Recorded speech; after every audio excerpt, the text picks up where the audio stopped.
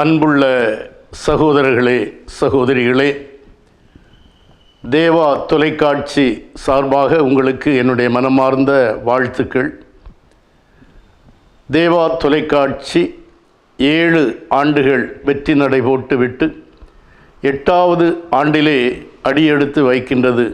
இந்த நாளிலே அன்னை மரியாளுடைய பிறப்பு விழாவை கொண்டாடுகின்ற இந்த நாளிலே தன்னுடைய இறுதி மூச்சை காற்றாடி மலையிலே விடும் பொழுது புனித தேவசகாயம் அன்னை மரியை நோக்கி மன்றாடி மடிந்தார் என்று வரலாறு நமக்கு சொல்லுகிறது.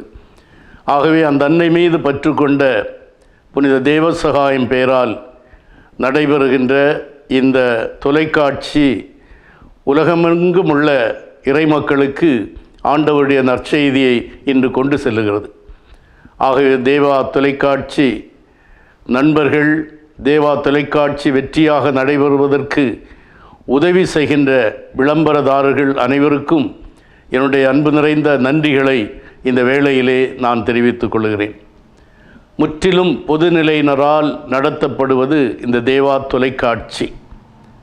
பொதுநிலையினருடைய ஆற்றல், பொதுநிலையினருடைய வளமை இவற்றையெல்லாம் பயன்படுத்தி இந்த தேவா தொலைக்காட்சி சிறப்பாக இன்று நடைபெற்று கொண்டிருக்கிறது.